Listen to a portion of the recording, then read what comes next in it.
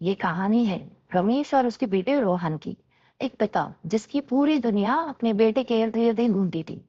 माँ का साया बचपन में ही उठ गया था, लेकिन पिता पुत्र की ये जोड़ी हर मुश्किल का सामना हंसते हुए करती थी। एक दिन लेकिन उनकी खुशियों को किसी की नजर लग गई।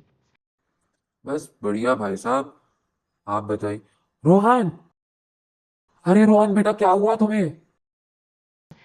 वह गोद में उठाकर दौड़ते हुए अस्पताल की ओर जाता है। रमेश जी, आपके बेटे की हालत बहुत गंभीर है। इसे एक बड़े सर्जरी की जरूरत है और इसका खर्चा करीब 15 लाख रुपए आएगा। आपको जल्दी इसका इंतजाम करना होगा, क्योंकि अगर इसका इलाज समय से नहीं हुआ तो हम उसे नहीं बचा पाएंगे। ये सुन के मानो रमेश के पैरों तले जमीन ही खिसक गई हो। रमेश बहुत लोगों से मदद मांगने जाता है, लेकिन हर जगह से बस निराशा ही हाथ लगती है। रमेश की उम्मीदें टूटने लगी। उसी रात वो एक जंगल के रास्ते से गुजर रहा होता है।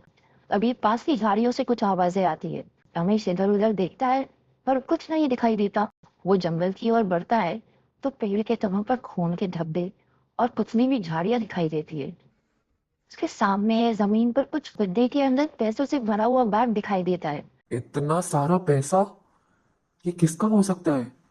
लेकिन इससे मेरे बेटे का इलाज हो सकता है।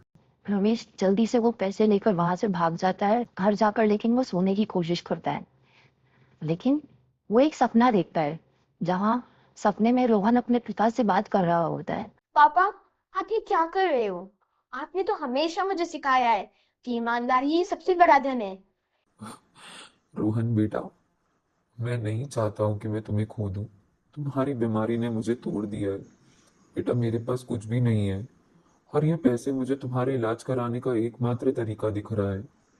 अगर ये मैंने पैसे रख लिए तो शायद तुम्हारी जिंदगी बच जाएगी। आपने मुझे हमेशा सिखाया है कि हमें किसी भी औरत में हार नहीं माननी चाहिए और उसके लिए गलत रास्ता नहीं अपनाना चाहिए। भगवान हमारी मदद करेगा पापा। हमें बस सही रास्ता अपनाना होगा। रमेश अचानक नींद से जाग जाता है, पसीने से तरबतर। लेकिन वो निश्चय करता है कि सुबह होते ही वो पुलिस स्टेशन जाएगा।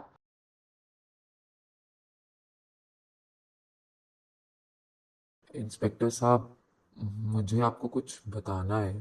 ये बैग मुझे जंगल में मिला। इसमें बहुत सारे पैसे हैं, लेकिन मुझे नहीं पता ये पैसे किसके हैं। ओह, क्या बात है।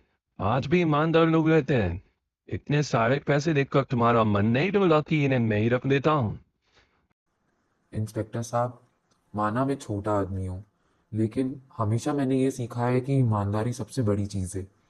मेरा बेटा आज अस्पताल में है। इस पैसे से मेरा बेटा ठीक हो सकता था, लेकिन मैं गलत रास्ता अपनाना नहीं चाहता हूँ। ना, तुम्हारी ईमानदारी तो वाकई काबिलियत तारीफ है।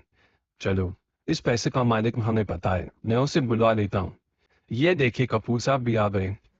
ये इन्हीं का बैग है। इसकी कंप्लेंट इन्होंने कुछ दिन पहले हमें लिखवाई थी। यही आदमी है जिन्होंने आपका बैग ढूंढा और इसे पूरी ईमानदारी से हमें लौटा दिया। धन्यवाद रमेश जी। इन पैसों का मेरे लिए कोई मोल नहीं है, लेकिन इस बैग में मेरी बेटी की आखिरी निशानी है जो मेरे लिए अनमोल है। धन्यवाद की कोई ज़रूरत नहीं है साहब। मैंने तो वही किया जो सही है, अरे मेरे बेटे ने मुझसे करने को कहा। रमेश, मैं तुम्हारा आभारी हूँ और तुम्हारे बेटे का भी। मैं तुम्हारे बेटे से भी मिलना चाहूंगा और इसे धन्यवाद देना चाहूंगा। साहब, वो तो जिंदगी की और मौत के बीच में झूल रहा है। हॉस्पिटल में है वो। तुम्हारी ईमानदारी ने मुझे बहुत प्रभावित किया है। मैं तुम्हारे बेटे का इलाज करवाने का जिम्मा उठाता हूँ। मैं तुम्हारे लिए कुछ करना चाहता हूँ। पैसों की चिंता मत करो। औलाद का दुख मैं जानता हूँ।